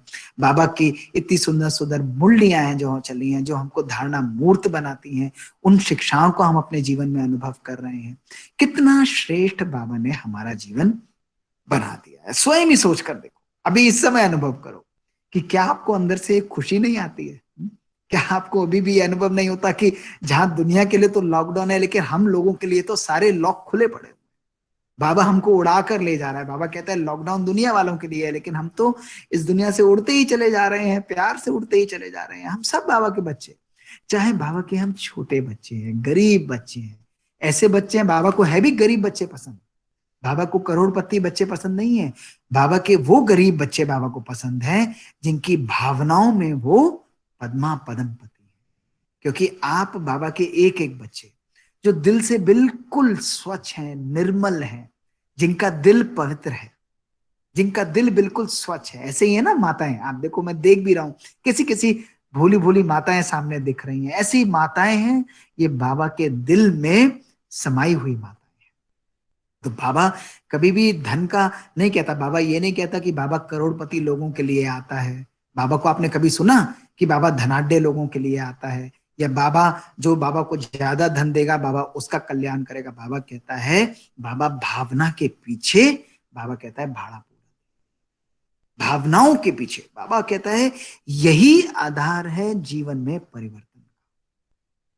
श्रेष्ठ ऐसे कल्याणकारी, ऐसी भोली भोले जो बाबा के बच्चे हैं, जो इतनी श्रेष्ठ भावनाएं रखते हैं, उन भावनाओं का भाड़ा बाबा आकर पद्मा पदम गुना, सुदामा के मिसल बाबा कहता है वो कल्याण कर देता है। सुदामा का जो गायन है वो सुदामा का गायन उस समय का नहीं है, बाबा के सुदामा के बच्चे तो इस समय का गायन।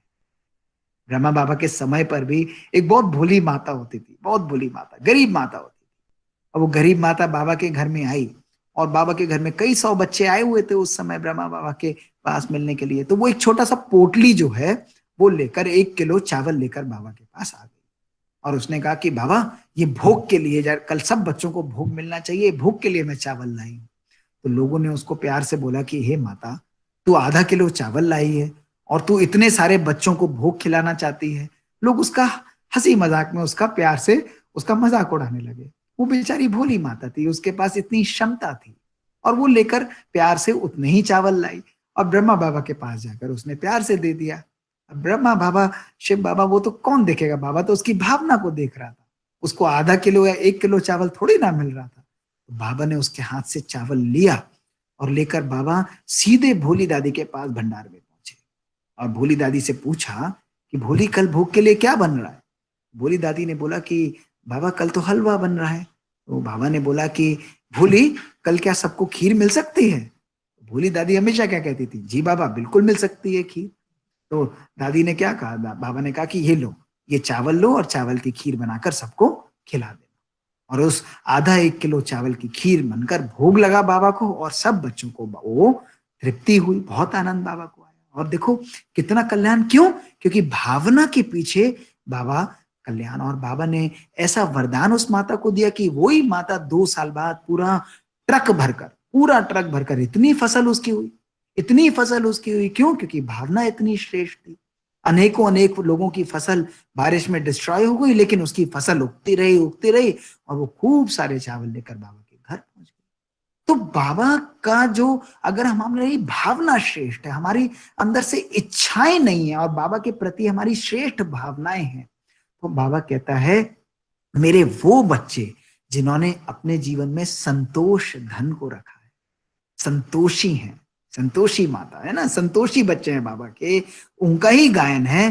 तो ऐसे बच्चों को सदा जीवन में सुख और शांति का अनुभव करना है। वो उड़ते रहते हैं बाबा, उनको, उनका मन किसी भी चीज में उलझता नहीं है। उनको कभी भी अपने जीवन में किसी भी प्राप्ति का अभाव नहीं दिखेगा। बहुत सिंपल लाइफ होगी, लेकिन वो, उनको ऐसा अनुभव होगा जैसे वो सर्व प्राप्तियों से संपन्न है। कभी आपको समय लगे ना, आप पढ़ना, बाबा के यज्ञ में ऐसे ऐसे बच्चे हैं, विश्व रतन दादा, हमें अनुभव है, हम बाबा के दादा के साथ जाकर बैठते थे।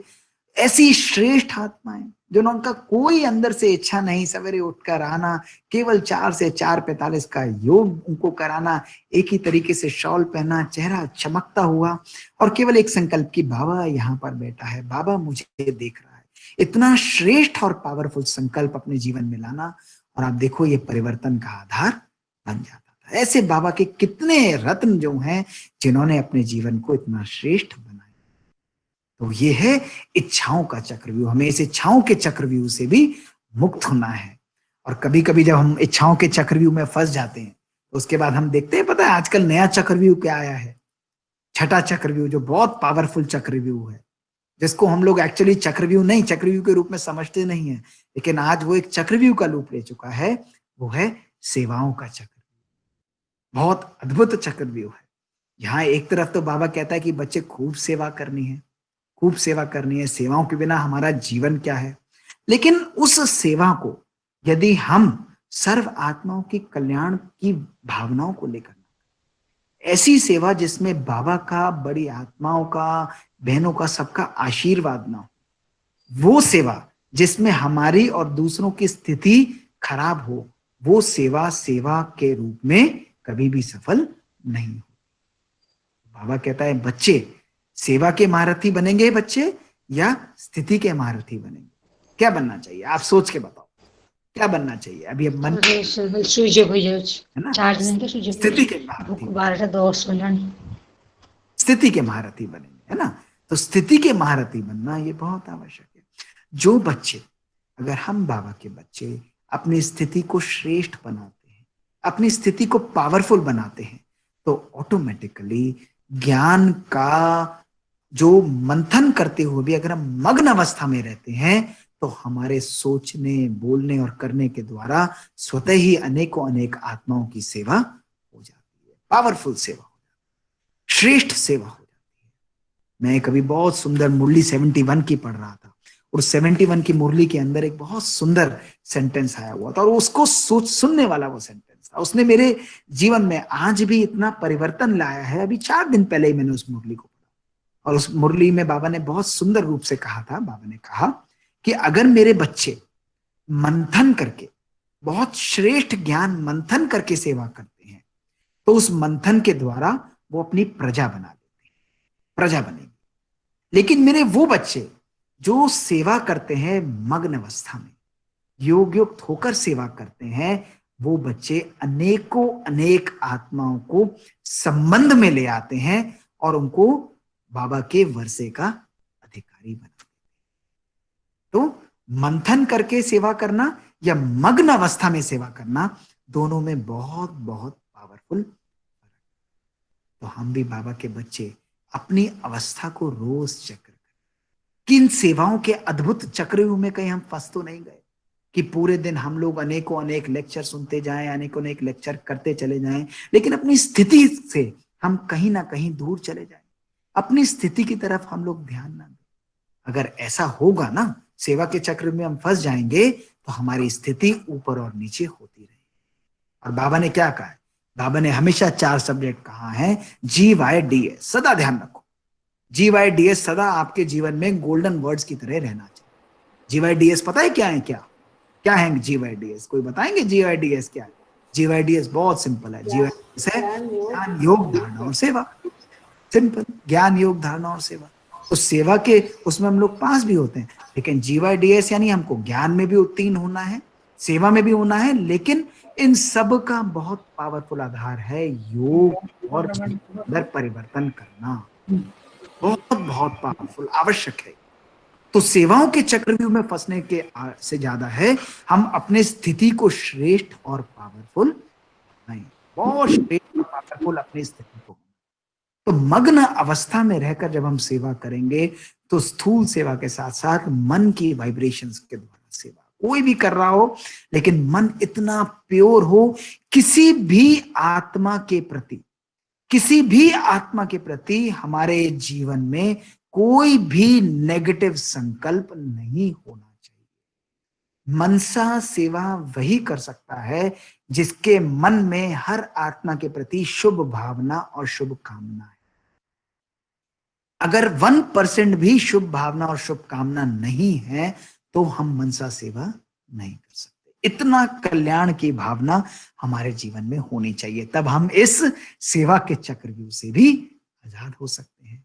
और सेकंड लास्ट द्वार जानते हैं क्या है हमारे चक्रव्यूह का? सेकंड लास्ट द्वार क्या है?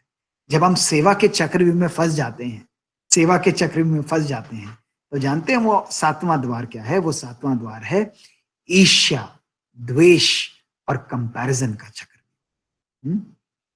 अक्सर हम ज्ञान मार्ग में देखते हैं तो एक दूसरे को हम कंपेयर करते करते अपने आप के अंदर हीन भावना पैदा करते हैं। बाबा के हम क्या सोचेंगे, हम कहेंगे अरे हम तो बाबा के एक छोटे से कोने टाउन में, हम एक कोने में बैठे हुए सिंपल से बाबा के बच्चे हैं, बाबा की दृष्टि हमारे ऊपर कहाँ जाएगी, बाबा के तो इतने सारे रत्न हैं, बाबा के तो इतने बड़े बड़े अष्ट रत्न हैं, वो बाबा की तरफ, बाबा उनकी तरफ ध्यान देता होगा। बाबा कहता है नहीं बच्चे, ऐसा बिल्कुल भी नहीं है। मेरा एक एक बच्चा जिसको मैं चुनता हूं, उसके अंदर चाहे 35 अवगुण भी हूं, लेकिन एक भी उसके अंदर गुण जो है जिसके आधार पर वो मेरा बच्चा बना है, तो उस गुण के आधार पर मैं उसको पावरफुल बनाकर उसको अष्ट रत्नों में लाने की शक्ति रखता हूं। हम सबके अंदर ये शक्ति है। तभी बाबा कहता है फर्स्ट ना भी आओ, लेकिन फर्स्ट डिवीजन में तो हम बाबा के बच्चे सब आ सकते हैं ना, आ सकते हैं ना फर्स्ट डिवीजन में हम बच्चे। लेकिन हम सोच ही लें कि मैं तो आ ही नहीं पाऊंगा, मेरे अंदर तो शक्ति ही नहीं है, मैं तो ये कर ही नहीं पाऊंगा। तो जैसे हम ये लोग सोच लेंगे तो फिर क्या होगा, हमारी नेचुरल लाइफ जो है बहुत वीक हो जाएगी, हम परेशान हो जाएंगे, हमारा पुरुषार्थ में एकदम ब्रेक लग जाएगा।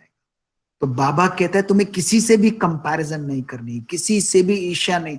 ईर्ष्या और द्वेष रखना अर्थात ये एक काली अग्नि के समान है। जैसे क्रोध हमको जला देता है ना, ऐसे ईर्ष्या द्वेष दूसरी आत्माओं के प्रति रखना ये हमको अंदर से जला देता है, हमारी सुंदर व्यक्तित्व को समाप्त कर देता है। कभी भी नहीं रखना है। कोई बढ़ रहा है आगे बढ़ो, बहुत अच्छा है, बाबा करा रहा है, बाबा के द्वारा ये होता है। बाबा हम हरेक के लिए शुभ भावना और शुभ कामना, ऐसी पावरफुल फीलिंग हम लोग रखें।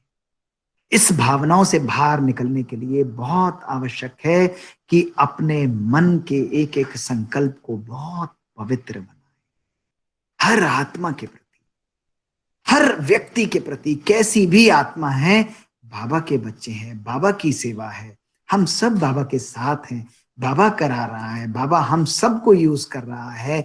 और मैं भी बाबा का एक अनन्य रत्न समान, मैं मास्टर सर्वशक्तिमान हूं, मैं बाबा का वो रत्न हूं जिसे बाबा ने स्वयं आकर चुना है। तो फिर ईर्ष्या और द्वेष कहां से आएगी, कोई मतलब ही नहीं बनता, इसका तो कोई हमारे जीवन में आधार ही नहीं रह जाता। इतनी पावरफुल मेरी मन की स्थिति होनी चाहिए। जब ऐसी स्थिति होगी तो ईर्ष्या के चक्रव्यूह के ऊपर, कंपैरिजन के चक्रव्यूह के ऊपर हम विजय प्राप्त कर लेंगे। और अगर ईर्ष्या और कंपैरिजन रही तो ना हमारा योग लगेगा, ना ज्ञान के अनुभवी मूर्त हम बन पाएंगे, ना जीवन में एक्सलेटर होगी। क्यों? क्योंकि ईर्ष्या जो है व्यर्थ संकल्पों को, व्यर्थ चीजों को बहुत तेजी से अग्नि का रूप, घी का रूप की तरह से वो, और जब हम इन चीजों में फंस जाते हैं, इन सब का आजकल आधार पता है क्या है? आज ब्राह्मणों में एक बहुत आखिरी चक्रव्यूह जिसके बारे में मैं आपको बताना चाहूंगा, जो बहुत यूनिक चक्रव्यूह, इसमें बहुत सारे ब्राह्मणों को देखा जाता है कि वो भी फंस जाते हैं। और वो चक्रव्यूह जानते हैं क्या है?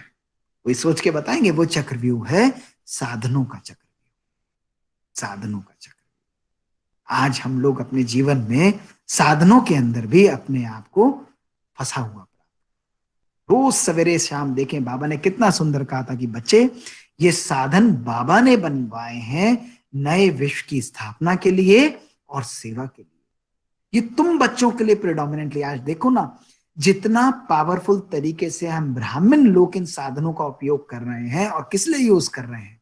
स्व के कल्याण के लिए और विश्व के कल्याण के लिए। शायद हम लोग कभी आते नहीं आते, हम लोग भुवनेश्वर आते फिर आपसे मिलते, लेकिन आज देखो एक भाई जी नीलकंठ भाई ने कितने प्यार से बोला कि मोहित भाई करना है, और एक छोटे से साधन के द्वारा हम लोग कितने प्यार से एक दूसरे से जुड़ लिए। किसने जुड़ाया? बाबा ने जुड़ा लिया साधन के द्वारा। लेकिन ये साधन मेरी साधना का आधार नहीं होना चाहिए। यदि मुझे कोई बहन के द्वारा नई मुरली सुनने को मिली, यदि कोई क्लास मुझे नहीं मिली, यदि इस प्रकार के साधन मेरे पास नहीं है, तो मेरी साधना में विघ्न आता है। तो ये साधन मेरी साधना में अंत समय में मुझे धोखा दे जाएगा। हर परिस्थिति में रहते हुए, साधन है या नहीं है, कोई और चीज है या नहीं है, तो भी मुझे अपनी सेवा के अंदर, अपनी स्थिति के लिए, पुरुषार्थ के अंदर कोई भी ब्रेक नहीं लगाना है। कभी थे ब्रह्मा बाबा के पास कोई साधन था या नहीं साधन? बिल्कुल नहीं था। ब्रह्मा बाबा जब सवेरे उठते थे 2 बजे 2:30 बजे, और कोई गलती से गुड मॉर्निंग करने बाबा के पास पहुंच जाता था, उनकी कुटिया के अंदर जो केले का एक छप्पड़ सा होता था, और बाबा के पास, उनके बाबा के कमरे में पहुंचता था, तो बाबा विष्णु चतुर्भुज की तरह जो टिपिकल पोस्चर विष्णु चतुर्भुज का है ना, कि एक टांग ऊपर है, दूसरा टांग नीचे है, और बाबा ऐसे ही विचार में बैठा होता था। और बाबा बहुत प्यार से बोलता था, हाँ बच्चे आओ, बोलो क्या हो। बाबा बोलते थे, बच्चे ये समय बाबा बच्चों के लिए भोजन तैयार कर। डीप मग्न अवस्था के अंदर बाबा उस समय, कोई साधन नहीं होता था, लेकिन अपने मन, अपनी घोट तो नशा चढ़े ना, तो वो संकल्पों का जो चर्निंग थी वो लगातार चलती रहती थी, और इतना पावरफुल संकल्प चलते थे। तो विष्णु चतुर्भुज का जो निश्चिंत अवस्था में केवल संकल्पों का जो एनालिसिस चल रहा है वो बाबा का चल रहा है। और उसके बाद बाबा अपना ज्यादातर टाइम कुटिया में व्यतीत करते थे, जहां बाबा बच्चों के पत्रों का उत्तर देते थे, बच्चों से मिलते थे। तो कोई साधन ना होते हुए भी इस यज्ञ की स्थापना का जो आधार, वो साधन नहीं थे। इस यज्ञ की स्थापना का आधार, इस यज्ञ की प्रोग्रेस का आधार जो प्रिडोमिनेंटली रहे हैं, वो है योग और तपस्या।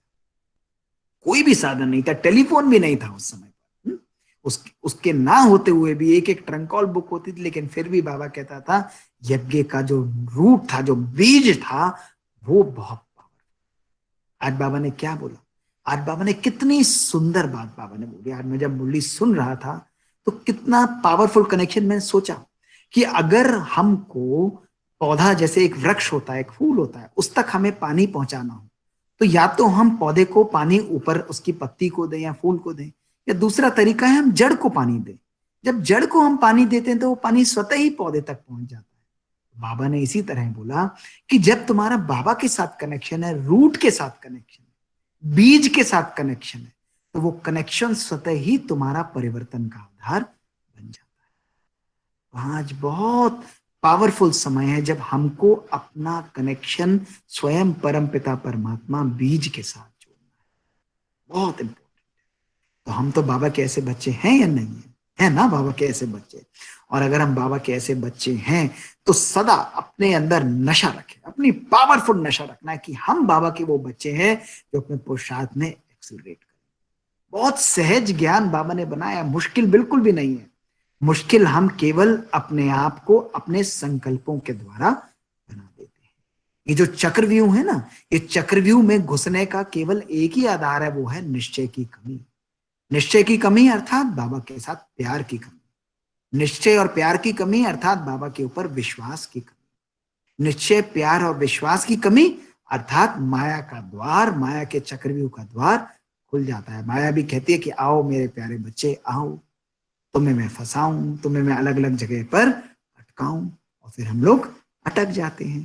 तो फटाफट इन तीनों द्वारों को मजबूत कर दीजिए, पावरफुल तरीके से मजबूत कर दे। बाबा को अपना साथी बनाए। हमने अपने जीवन में भी सदा ही अनुभव किया, जब भी हमने बाबा के साथ, ऐसा नहीं कि बिल्कुल परफेक्ट लाइफ रही, ब्राह्मण लाइफ थी, कभी ऊपर कभी नीचे, लेकिन बाबा के साथ निश्चय और बाबा के ऊपर प्यार, बाबा को अपने जीवन में अनुभव करना, ये हर पल हमने अपने जीवन में अनुभव किया। बड़ी से बड़ी बीमारियां आई, परिस्थितियां आई, लौकिक संबंध संपर्कों में, प्रोफेशनल लाइफ पर आई, लेकिन बाबा को जब भी यूज किया, तो बाबा ने भी जी बच्चे करके हाजिर होकर बाबा ने हमारे लिए हर कार्य किया। अगर आप जैसे भोले भोले बच्चे जो बाबा कोने कोने में बैठे हुए, अगर आप भोले बच्चे दिल से बाबा को एक बारी बोलेंगे ना कि मेरा बाबा, तो बाबा भी पदम पदम गुणा कदम बढ़ाकर बाबा प्यार से बोलेगा, हाँ मेरे बच्चे बोलो, मैं तो तुम्हारे सामने उपस्थित हूं, मैं सदा तुम्हारे लिए हूं, तुम इसका अनुभव करो,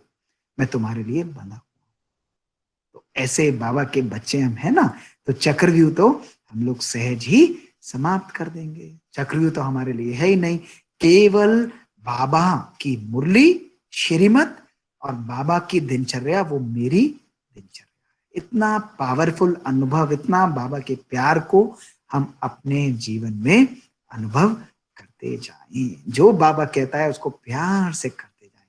अपने अनुसार हमें संकल्प नहीं बनाना, अपने अनुसार हमको कॉम्प्लेक्स नहीं करना ज्ञान को। बाबा ने जैसा कहा है जी बाबा करके हम लोग उसको फॉलो करें। आपको आनंद आएगा हर पल। आप अभी भी बैठे होंगे ना, आपको बहुत आनंद की अनुभूति होगी। कहीं पर भी बैठे होंगे आपको बड़ा सुकून मिलेगा अंदर से, आपको बड़ा चैन का अनुभव आपको। तो ऐसा अपना जीवन हम बनाएं और बाबा को अपने जीवन में यथार्थ रूप से अनुभव करें। बाबा आपका पिता है, सर्वशक्तिवान आपका पिता है, आपका रक्षक है, हमारा रक्षक है। और अगर वो हमारी रक्षा नहीं करेगा तो आप बताओ क्या हम बाहर वालों को बुलाएंगे? अगर अपने पिता को याद नहीं करेंगे मुसीबत में तो क्या बाहर वाले को बोलेंगे कि तू आके हमारी मदद कर? अरे जब तुम्हें अपना पिता बनाया है तो तुम्हारी ड्यूटी है रक्षक करना। बाबा को प्यार से हुज्जत से हम लोग बोले और बाबा भी कहेगा हाँ बच्चे, बिल्कुल सल्यूट मारकर बाबा कहेगा कि मैं तेरे लिए सब कुछ कर दूंगा। तो मसाज कहेगा मसाज कर दूंगा, तू खाना खिलाने को कहेगा खाना खिलाने को खिला दूंगा, बनाने को कहेगा तो बनाने तेरी मदद कराने आऊंगा, सेवा के लिए कहेगा। बाबा कहता है मैं तो 1000 भुजाधारी हूँ, हजारों भुजाओं से मैं हर आत्मा की मदद करने के लिए बंधा हुआ हूं, लेकिन अपने संकल्पों को चेक करें। कमी हमारी तरफ से, वो तो खजाने लुटा रहा है, उसके तो सब द्वार अभी भी खुले हुए हैं, बंद नहीं किए हैं। अब बंद होने का समय आ रहा है, अभी भी खुले हुए हैं, लेकिन लूटना है, उसको समेटना है, तो वो तो हमारे अपने ऊपर है। तो ऐसे बाबा के बच्चों को बहुत बहुत प्यार से ओम शांति और बाबा की याद में हम समा जाएं, बाबा के प्यार में हम लोग खो जाएं। तो हम 2 मिनट बाबा की याद में बैठे। या दीदी कुछ बोलना चाहेंगे भाई जी पहले? ओम शांति, ओम शांति, ओम शांति। भाई साहब क्या आज इतना सुंदर गुह्य क्लास कराए, तो सुनते रहे, हम तो सुन रहे हैं। इतना पावरफुल क्लास आपने कराया, तो हम किस शब्द से आपको थैंक दूं, क्योंकि फिर भी इतना बाबा ने आपके द्वारा क्लास कराया, तो सभी भाई बहन की ओर से, मैं अपनी ओर से आपको मैनी मैनी थैंक्स। नहीं, थैंक्स बाबा का है। ओम शांति। बहुत बहुत थैंक यू, और हमारा बहुत बहुत थैंक यू। मिलाने के लिए हम चांस दे।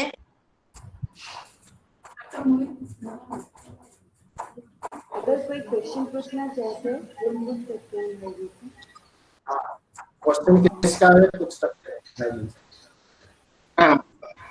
भाई साहब, ऐसे तो जो चक्रव्यूह का पाठ पढ़ा आपने, ये तो माया का जाल, माया का चक्रव्यूह तो वो मकड़ी का जाल से भी बड़ा है और उसमें हम जी रहे हैं। ऐसे बाबा को तो याद करते हैं। मैं एक दिल वाले डॉक्टर को दिल से सवाल पूछता हूँ छोटा सा, ये दिल से बाबा को याद कैसे करें? हम तो याद करते हैं लेकिन दिल से कैसे करते हैं याद? जब हमारे को प्राप्ति होती है और जब हम कोई भी संबंध का जो आधार होता है ना, कोई भी संबंध का, चाहे आप लौकिक जीवन में भी देखेंगे चाहे आप वैसे भी देखेंगे, तो संबंध का आधार केवल 2 चीजों से हो सकता है, या तो प्यार के आधार पर हो सकता है या जरूरत के आधार पर। मैं आपसे पूछूंगा कि बच्चा अपने पिता को जरूरत के आधार पर याद करता है या प्यार के आधार पर याद करता है? आप उत्तर दीजिए, किसके आधार पर याद करता है? एक छोटा बच्चा अपने माँ बाप को किसके आधार पर याद करता है? जरूरत के आधार पर, प्यार के आधार, उसका प्यार। क्योंकि जहां बाबा से प्यार होता है वहां प्राप्ति स्वतः ही बन जाती है। तो अगर हमारा बाबा से दिल का प्यार है तो स्वतः ही दिल का प्यार दिल को, याद को स्वतः ही खींचेगा। तो याद का आधार ही दिल के द्वारा है। बाबा को कभी भी बुद्धिराम नहीं कहा जाता। आपने कभी भी किसी क्लास में, किसी मुरली में सुना है कि बाबा बुद्धियों का राजा है या बुद्धिराम है? बाबा हमेशा कहता है मैं दिलाराम हूं, मैं दिल का राजा हूं, है ना। हजारों मुरलियों में बाबा ने यही बोला कि मैं दिलाराम। बाबा आज अपने दिल तक नशीन बच्चों को देख रहे हैं। कभी आपने सुना है कि बुद्धिराम बाबा अपने बुद्धिमान बच्चों को देख रहे हैं? कभी भी बाबा नहीं बोलता। याद का तो आधार ही दिल है। तो ये तो प्रश्न हम तब पूछेंगे जब हमारा बाबा से प्यार ना हो। प्यार है बाबा से तो प्यार का अर्थ ही है कि दिल उसमें समाया हुआ है। प्यार में बुद्धि का कोई भी रोल नहीं होता है। बुद्धि के आधार पे जो याद होगी या बुद्धि के आधार पे जो संबंध होगा वो कभी भी परमानेंट नहीं होगा। केवल प्यार के आधार पर जो संबंध है वो परमानेंटली। धन्यवाद, थैंक यू। थैंक यू भाई जी। और कोई क्वेश्चन किसका? बोलता हूँ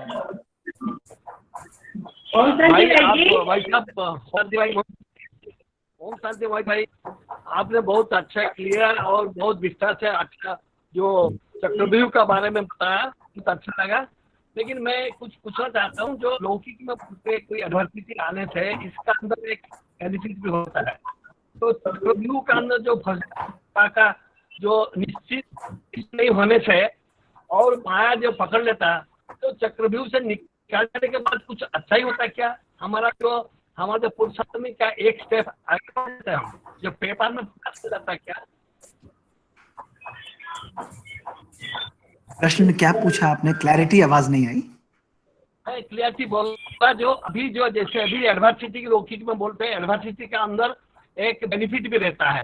तो सभी का अंदर तो हम निश्चय का कमी से है, माया उसको निकाल देखिए देता कोई भी परिस्थिति जो हमारे जीवन में आती है, बाबा के यज्ञ में बाबा के साथ रहते हुए कोई भी परिस्थिति आएगी, तो परिस्थितियां तो आनी है। बाबा ने ये कहा कि माया को, मैं ये नहीं कहता हूं कि तुम मत आओ, लेकिन हम बाबा के परिपक्व बच्चे हैं, पावरफुल बच्चे हैं, तो परिस्थितियां आगे आती हैं, लेकिन हर परिस्थिति को हम अपनी स्वस्थिति के द्वारा, बाबा के साथ के द्वारा हम सहज रूप से जीतते हैं। और यही परिस्थितियां हमारे कर्म भोग हमारे समाप्ति का रूप ले लेती हैं, और हम एक एक स्टेप धीरे धीरे अपने मंजिल की तरफ बढ़ते चले जाते हैं। तो कभी भी इन पर बहुत परिस्थिति आई, परिवार में परिस्थिति, कोई भी परिस्थिति आई, ये सब और आती भी हैं, और जब ये आएंगी तो बाबा को की याद के द्वारा, बाबा के साथ के द्वारा उसका अनुभव करें, उनके ऊपर विजय प्राप्त करेंगे, तो स्वतः रूप से हमको ऐसा लगेगा कि कोई भी परीक्षा उत्तीर्ण करके हम आगे आएंगे तो हम लोग विजयी बनकर आगे बढ़ रहे हैं, प्रोग्रेस, जैसे नेक्स्ट क्लास में हम चले जाते हैं, ऐसा अनुभव हमको होता है। तो ये भी आप हमेशा ये समझ चलिए कि लाइट रूप से हमारी जो कर्म भोग हैं वो धीरे धीरे समाप्त होते जा रहे हैं। थैंक यू भाई, थैंक यू। नेक्स्ट कुछ है? नेक्स्ट क्वेश्चन किसका है? भाई जी, मैं उर्मिला बोल रही हूँ। भाई जी, आपके प्रोफेशनल लाइफ में बाबा का अनुभव थोड़ा बताइए, मतलब आपके प्रोफेशन में कैसे बाबा को यूज किया।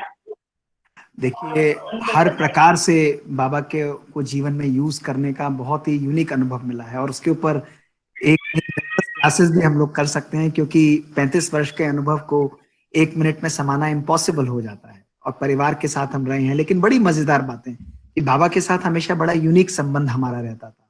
मैं हमेशा बाबा को यही, क्योंकि बाबा आपको मेरे लिए करना ही पड़ेगा अधिकार, क्योंकि मैंने अपना जीवन समर्पित किया है, तो आपको मेरे लिए ये करना ही पड़ेगा।